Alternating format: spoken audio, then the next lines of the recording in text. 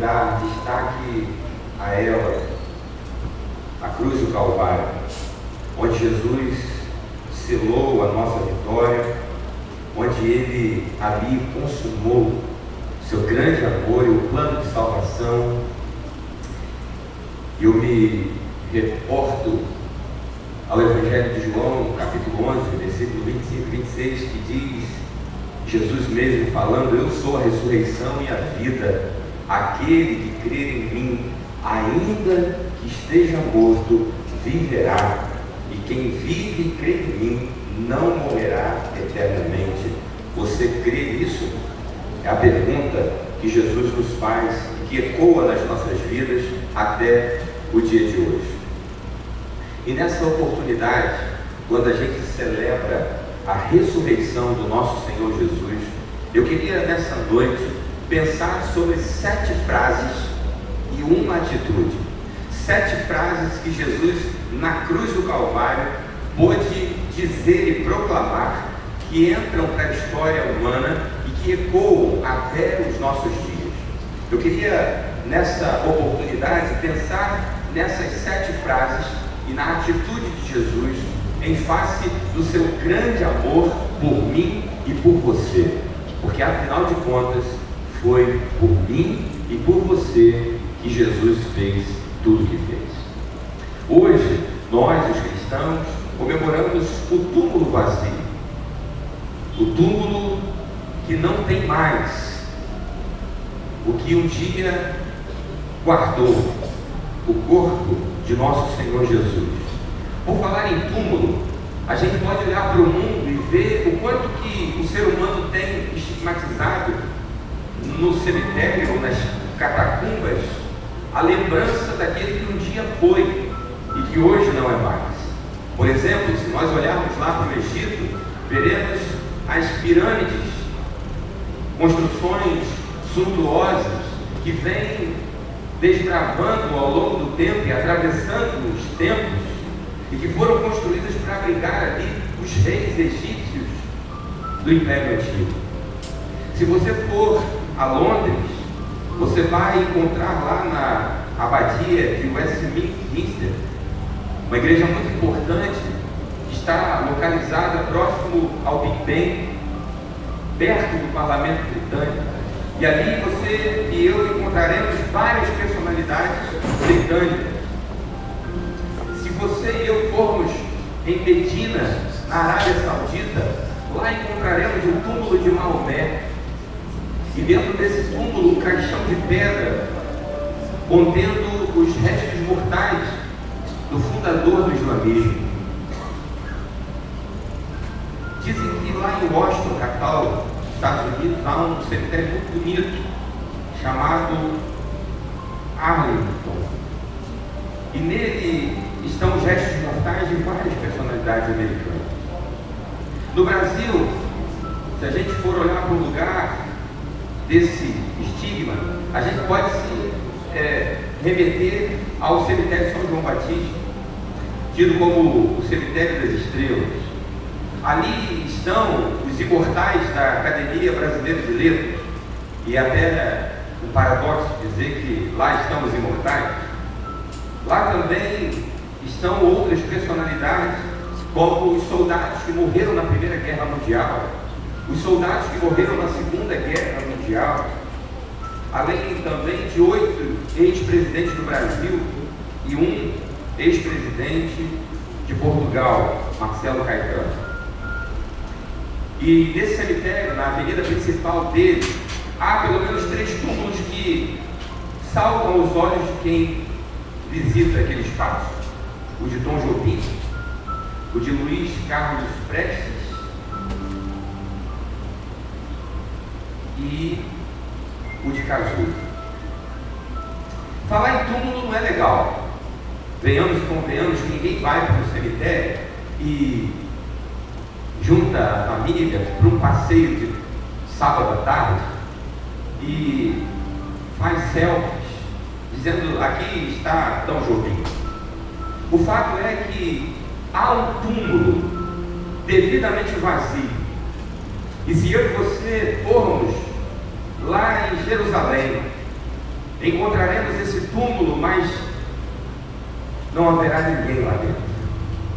E não adianta a gente procurar os restos mortais daquele que um dia foi encontrado lá, porque ele ressuscitou e ele vivo está. Mas eu queria te convidar a voltar um pouquinho no tempo, e antes mesmo do túmulo, voltar na cruz, lá na sexta-feira da paixão, e ouvir ecoar ainda nos nossos corações aquilo que disse o nosso Cristo, o Filho do Deus vivo, o Senhor, que eternamente será Rei, como sempre foi. É interessante porque, segundo os estudiosos, Jesus passou aproximadamente 6 horas naquela cruz. E dentro desse período de 6 horas angustiantes, horas difíceis, Jesus pôde dizer 7 frases ou 7 expressões que ficam marcadas no tempo e na história, das quais eu queria compartilhar com você nesse momento. E é interessante isso, porque quando nós enfrentamos as nossas dificuldades, quando nós enfrentamos a nossa cruz, muitas vezes a gente fala coisas das quais a gente vai se arrepender depois. Em muitos momentos de pressão, em muitos momentos de dor, o que sai da nossa boca fica marcado não como algo positivo, mas como algo que vai trazer dor para a nossa alma, e em algum momento a gente vai chegar até a se arrepender de ter falado. Mas Jesus não. Mesmo se fazendo humano, ele não fez isso. Foi no momento mais difícil que Jesus disse as palavras mais penetrantes. A primeira palavra, ou a primeira expressão de Jesus naquela cruz foi perdão. Jesus, diante daqueles homens que o açoitavam, que o machucavam, que o escarneciam, Jesus em Lucas 23, 34, vai dizer: Pai, perdoa-lhes, porque não sabem o que fazem. Na oração de Jesus, ele vai expressar ali o profundo amor que ele tem pelo ser humano, pela alma humana, e ele olha aos céus e ele diz: Pai, não leve em consideração o que esses homens estão fazendo, o que essas pessoas estão gritando, porque eles não sabem o que eles estão fazendo. É interessante porque o perdão de Deus, ele vai além daquilo que a gente pode mencionar, ele vai diante de circunstâncias adversas, porque aqueles que mereciam uma repreensão, aqueles que mereciam uma palavra de ira, encontram no olhar de Jesus um olhar manchado pelo sangue que escorria por sua testa, um olhar gotejado pelo sangue que emergia do seu corpo para a expiação do meu e do seu pecado. O olhar de Jesus não é um olhar de julgamento, mas o olhar de Jesus é um olhar de perdão. E nessa noite, ainda que na penumbra desse templo, o olhar de Jesus continua sendo o mesmo por mim e por você. Ele olha para mim e para você, e mesmo diante das nossas dificuldades, mesmo diante dos nossos erros, mesmo diante das nossas falhas, Jesus olha para mim e para você com aquele olhar de graça, de misericórdia e de perdão. A segunda expressão que Jesus fala na cruz é uma expressão de esperança. Quando diante de Jesus estão aqueles 2 homens que ali também estavam crucificados, um vira-se para Jesus e reconhece o pecador que era, e Jesus olha para ele em Lucas 23, 43, Jesus vai dizer para ele: em verdade te digo que hoje mesmo estarás comigo no paraíso. É interessante como Jesus, até o último instante da sua vida, não perde o foco principal da sua missão, e a sua missão era salvar vidas. A sua missão era olhar para alguém caído e levantar. E aquele homem, nos últimos segundos da vida, entende que precisava reconhecer o homem mau que foi, e olhou para Jesus e creu que aquele era o Messias, e pôde ouvir dele as palavras de esperança que nessa noite ecoam dentro desse templo e para além dele, porque Jesus continua sendo a nossa esperança. Jesus continua sendo a minha e a sua esperança. E nessa noite, Jesus diz para mim e para você, com o mesmo teor de esperança que um dia disse aquele homem, que ele não nos abandona, que ele está sempre olhando para cada um de nós. E se mesmo naquele momento difícil da sua vida, Jesus não deixou de olhar para o ser humano, não é no seu alto e sublime trono que ele deixará de olhar. Deus contempla cada um de nós aqui nessa noite. E em meio a tantas pessoas aqui presentes, Jesus olha individualmente para dentro do meu e do teu coração. A terceira expressão de Jesus naquela cruz foi uma expressão de responsabilidade. Jesus, vendo que era a hora crucial, que era a hora do desfecho, Jesus olha para sua mãe, que ali está sofrida, um olhar possivelmente também banhado pelas lágrimas, vendo o Cristo, mas acima de tudo, aquele a quem ela teve o privilégio de dar à luz, aquele a quem ela teve o privilégio de segurar no colo, de ver os primeiros passos, as primeiras palavras, de ver aquele menino crescendo em graça, em estatura, mas também no conhecimento de Deus. Ela está ali olhando, e Jesus olha para ela, e lá em João 19, 27, diz que Jesus, vendo a sua mãe perto de João, a quem amava, disse-lhe: mulher, ele é seu filho. Interessante, porque Jesus está cuidando daquele homem que está ao seu lado, mas também da sua mãe que está ali. Possivelmente José já não era mais vivo, e Jesus olha para aquela mulher, e mesmo tendo ele irmãos, Jesus vira-se para aquele discípulo a quem amava, e como se num teor de carinho e de cuidado dissesse para ele: olha, cuida dela para mim. E dali não se exime da sua responsabilidade, do seu amor enquanto filho, sendo ele 100% homem, mas também 100% Deus. É interessante porque essa responsabilidade diz a mim e a você que não importa as circunstâncias da vida, eu e você precisamos ter a responsabilidade que nos foi dada, porque Jesus disse que se nós quiséssemos segui-lo, precisaríamos carregar a nossa cruz, tomar a nossa cruz a cada dia, e eu e você não podemos relegar essa responsabilidade. A responsabilidade da sua cruz é sua. Talvez de algum modo as circunstâncias estejam te fazendo arriar a cruz, mas Jesus está aqui nessa noite para dizer que Ele é contigo, para dizer que você não pode desistir, que você precisa continuar essa caminhada, porque a nossa cruz será substituída por uma coroa. Uma outra expressão, a quarta, de Jesus naquela cruz foi de humanidade. Jesus, naquele momento tão angustiante, de tantas mazelas, de tanto sofrimento, Jesus em João 19, 28, vai dizer: eu tenho sede. E é interessante aqui, porque está o grande paradoxo: Jesus é a fonte da água da vida, e nesse momento ele tem sede. A sua sede era humana, porém a sede maior era de salvar o perdido, os mortos espiritualmente em seus delitos e pecados. E é interessante porque quando Jesus expressa que está com sede, aqueles homens com um teor ainda de maldade, ali, como se quisessem caprichar na tortura, dão a ele, ao invés de água, o vinagre, um líquido corrosivo. Mas Jesus é a água da vida, e Ele elimina a corrosão que o pecado faz na nossa vida. A sede de Jesus é que revela a humanidade dele, mas sobretudo remete à necessidade que temos de buscar o Senhor. E Ele mesmo disse um dia que aquele que bebe da água que Ele dá nunca mais terá sede, e pelo contrário, do seu interior fluirão rios de água viva. Portanto, a sede humana pode ser preenchida não pelo sabor do vinagre, porque Jesus não nos dá vinagre, Jesus dá da água que sacia a nossa sede espiritual.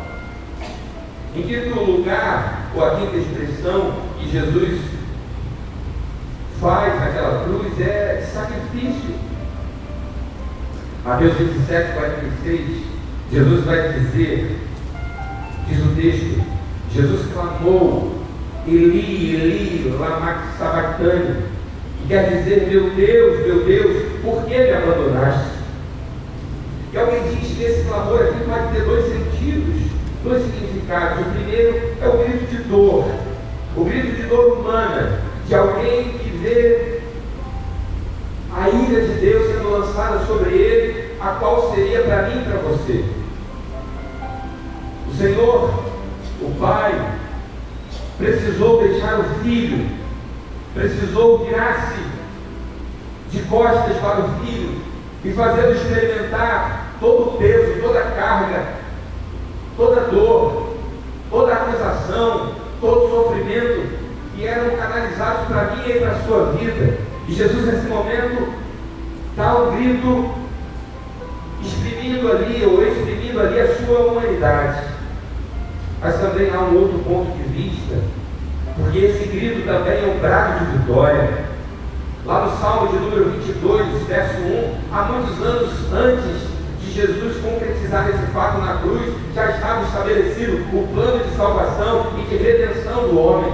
Portanto, essa expressão de Jesus ali é mais do que tudo um cumprimento de que a palavra do Senhor está sendo mantida de pé. No momento da dor, Jesus clama o nome do Pai. E será algo que você tem clamado nos momentos de dor da sua vida?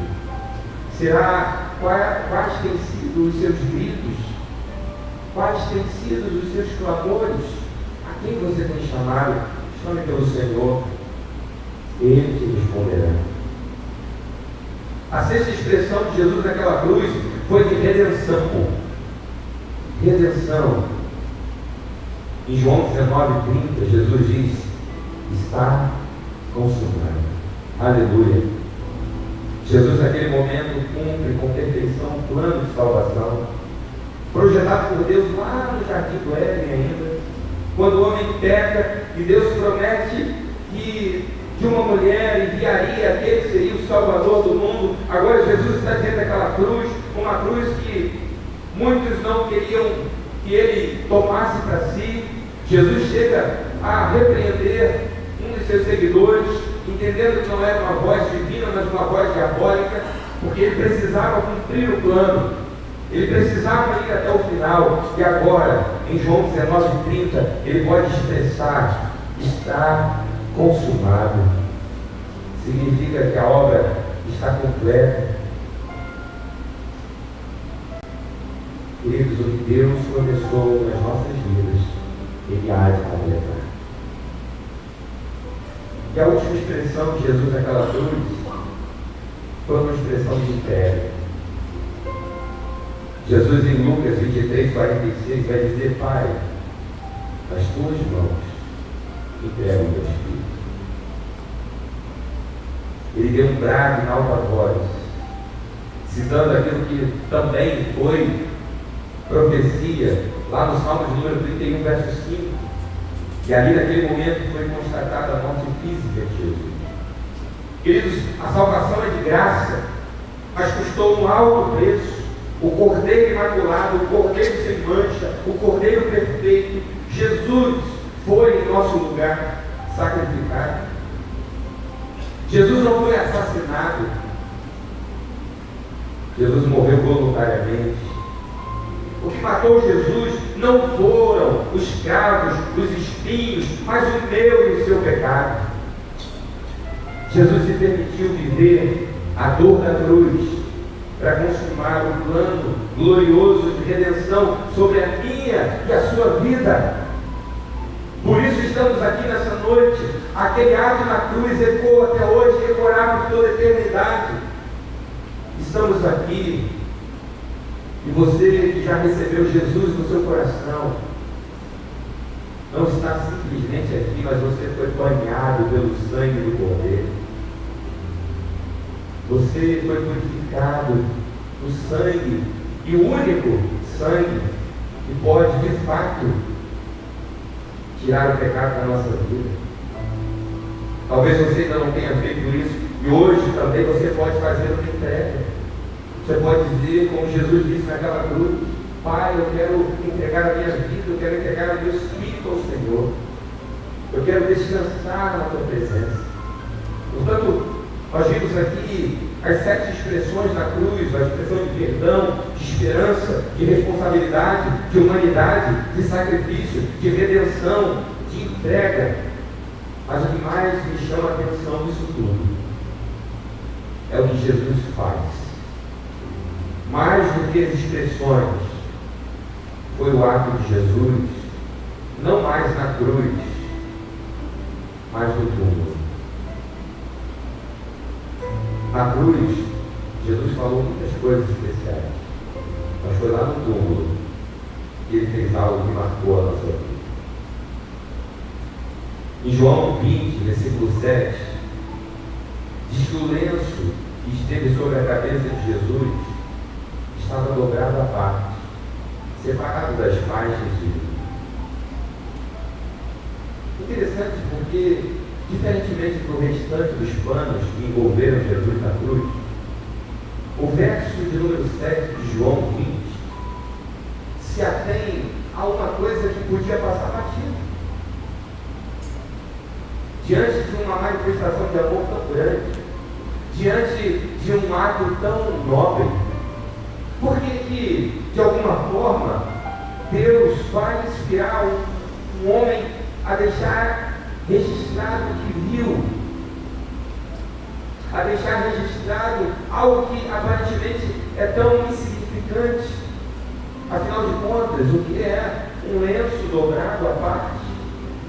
Será que Jesus tinha uma espécie de toque, e mesmo antes de voltar e ascender ao céu, senão não posso deixar aqui tudo desarrumado? Isso não é verdade, porque senão também teria dobrado os outros panos. Mas o verso 7 fixa naquele lenço ao lado dobrado. É interessante porque bem cedo, domingo de manhã, Maria Madalena vai ao sepulcro, e o texto diz que ainda está à noite, e quando ela chega, ela se depara com a pedra removida. Ela dá uma olhadinha e vê que Jesus não está ali. E sem entender o que estava acontecendo, imaginando que tivessem roubado o corpo de Jesus, ela volta apavorada. E ela vai ao encontro de Pedro e de João e conta àqueles discípulos o que tinha visto. Os discípulos, talvez intrigados, achando até que fosse uma mentira, eles vão, e o texto diz que Pedro e João seguem. E João corria mais que Pedro, e João chega antes, só que João fica na porta. Pedro chega depois e entrando do jeito que era, quando se viu, já estava lá dentro e confirmou a versão. De fato, Jesus não estava ali.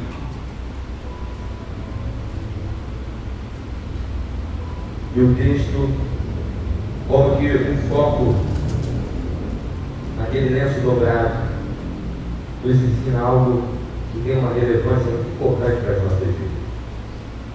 Conta a tradição hebraica que o lenço dobrado tinha a ver com uma espécie de um código entre o Senhor e o servo. É interessante porque quando o servo colocava a mesa para o seu senhor se alimentar, havia um código de entendimento, porque o servo não era digno de ficar nem mesmo no local em que o seu senhor estava se alimentando. E todas as vezes que por alguma razão o senhor precisava sair, talvez para ir ao banheiro, ou quem sabe para verificar alguma coisa, o lenço que ele estava usando servia para enxugar os lábios, passar na barba, uma vez que ele não quisesse mais comer, ele deixava o lenço sobre a mesa do jeito que estava. Mas por alguma razão aquele senhor ainda pretendesse voltar, ele fazia o gesto de dobrar o lenço e punha sobre a mesa, e o servo entendia que aquele código dizia para ele que o seu senhor iria voltar para terminar. Quando Jesus deixa esse lenço dobrado no túmulo, Jesus está dizendo para mim e para você que ele vai voltar para terminar. Jesus vai voltar para terminar o que ele começou. E o que Jesus começou foi uma obra linda na minha e na sua vida. O que Jesus começou foi trazer sobre o meu e o seu coração a esperança viva de poder saber que nada merecemos, de que nada somos, mas Ele nos prometeu que voltará. E Ele está voltando para cumprir o que um dia Ele começou. Portanto, nessa hora, quando nós estamos aqui celebrando a ressurreição de Jesus, nós não estamos simplesmente comemorando que Jesus reviveu, mas nós estamos comemorando, acima de tudo, que se até agora Jesus falou a verdade, o que está prometido também há de se cumprir. Ele disse que veio para nos salvar. Ele disse que veio para enfrentar a cruz e a enfrentou. Ele disse que veio para morrer e ressuscitar, e morreu e ressuscitou. Ele disse que voltará, e Ele há de voltar. E quando Ele voltar, o lenço dobrado está dizendo para mim e para você, servos desse nosso Senhor, que Ele há de cumprir essa promessa. E eu e você precisamos estar preparados para que nesse dia a vinda do nosso Senhor seja um momento glorioso para mim e para você. Por isso eu queria te convidar nesse momento, que você pudesse expressar ao Senhor a sua gratidão, o seu coração. E quem sabe você que entrou aqui nessa noite, que ainda não tenha feito essa decisão de caminhar com Jesus, de entregar a vida para Ele, assim nessa hora entende que, de fato, você precisa entregar, como Jesus naquela cruz entregou ao Senhor o seu Espírito. Eu queria te convidar nesse momento a olhar para dentro do teu coração.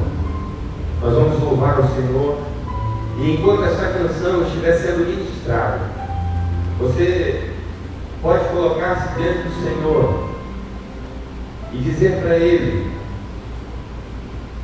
que aquela cruz vazia, que o túmulo vazio significam para você que você crê que Ele vai voltar, que você espera pela sua volta, e de que nessa noite você há de marcar na sua vida o dia da sua salvação, o dia da sua entrega, o dia da redenção, da atuação e do poder que só o sangue de Jesus pode trazer sobre a nossa vida. Não foi de graça. O sangue de Jesus foi derramado. Apesar de ser pela graça, definitivamente não foi de graça. E como eu usei aqui uma expressão na quinta-feira, para que o meu e o teu coração estivesse batendo agora, o de Jesus precisou parar naquela cruz. Jesus se permitiu morrer para gerar vida na minha e na sua história. Portanto, nessa noite, que haja aqui nesse lugar corações completamente derramados, completamente envolvidos, completamente gratos pelo ato de sacrifício do nosso Senhor. Louvamos ao Senhor.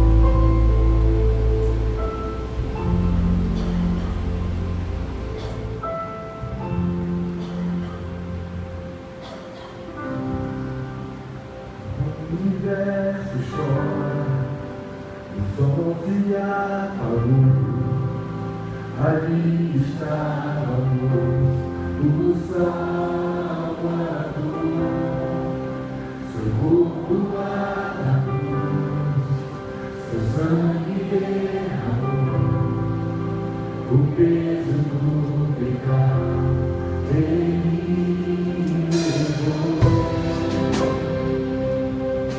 levou.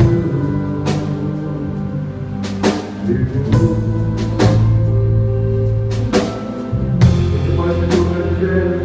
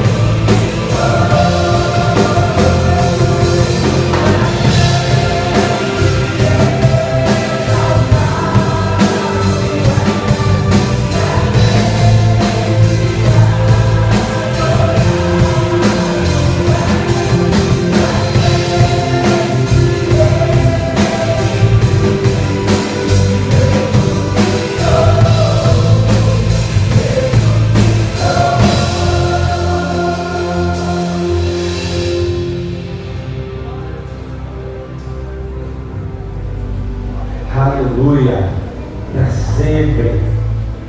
E a Bíblia diz que um dia todo joelho há de se dobrar e reconhecer que Ele é o Senhor. E um dia nós estaremos lá, meus irmãos, e nos dobraremos diante dos pés do nosso Senhor, pés cuja palavra de Deus diz que como um latão reluzente estaremos lá para dizer que Ele verdadeiramente é o Senhor. E só para confirmar aquilo que nessa hora, aquilo que nesse momento, assim como foi na minha vida, assim como foi na vida de boa parte das pessoas que aqui estão, que marcamos aqui nesse mundo o dia da nossa salvação. Não adianta o ser humano buscar por salvação depois da morte. Precisa ser em vida. E o Senhor está te dando esse tempo, essa oportunidade. Você não está aqui por acaso. Você não está aqui porque de alguma maneira você foi convidado e simplesmente as coisas aconteceram. O Senhor tem um encontro marcado com você neste lugar. O Senhor te trouxe aqui para dizer para você que aquelas expressões não são apenas para aquele tempo, mas elas continuam sobre as nossas vidas, sobre a sua vida. E nessa hora, eu quero, em nome de Jesus, dizer para você que se você ainda não fez essa decisão de entregar a sua vida a Jesus, esse é o momento que você pode fazer isso. Eu quero orar por você. Portanto, se aqui em nossa igreja, se aqui nesse auditório ainda existe alguém que não tenha feito isso e que nesse momento sente o coração queimando por Jesus, e sente nesse momento que essa é a hora, esse é o momento, em nome de Jesus, esse é o tempo da sua vida e você pode fazer isso com um sinal. Eu quero orar por você. Alguém entre nós deseja entregar a vida a Jesus? Aonde você estiver, levante sua mão bem alta. Eu quero orar por você, dizendo para o Senhor: Senhor, eu quero reconhecer o teu sacrifício na minha vida. Para mim não foi em vão. Eu abro o meu coração para o Senhor nessa hora e eu recebo o Senhor. Se você quer fazer isso, aonde você está, você faz um sinal com a sua mão. Eu quero orar por você.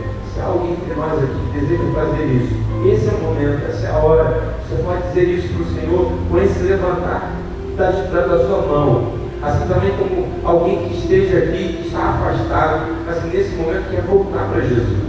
Pastor, eu estou afastado, eu não tenho mais tido o relacionamento que eu tinha com Deus, e eu quero nessa noite voltar para Ele, eu quero voltar para Jesus. Eu sou filho, eu sou marcado pelo sangue do Cordeiro, eu andei como filho pródigo, mas essa noite é a noite da minha volta, do meu retorno. Não importa você que não tenha feito, ou você que vai voltar para Jesus nessa noite, esse é o momento para a sua vida. Eu quero te convidar em nome de Jesus. Se você é essa pessoa, levante sua mão bem alto, eu quero orar por você. Eu quero, nesse momento, juntamente com meus irmãos aqui, declarar sobre a sua vida a salvação que vem do Senhor. Alguém entre nós que deseja fazer isso? Esse é o momento, esse é o tempo. Nós não vamos mais nos alongar. A gente sempre faz essa ressalva. Se não é por força, não é por pressão, mas é pelo desejo do coração. E se o teu coração nesse momento está ouvindo a voz, o chamado do Senhor, a Bíblia diz, olha, se hoje ouvir a voz do Santo Espírito do Senhor, não endureça o seu coração. Portanto, pela última vez nessa noite, eu quero te convidar a fazer a sua entrega, o seu coração a Jesus Cristo. Se você deseja fazer isso, em nome de Jesus, aonde você está, você pode levantar sua mão. Deus, obrigado, Senhor. Louvado seja o teu nome, Senhor, porque se tudo terminasse aqui, nós estaríamos indo nesse momento encontrar com o Senhor no céu.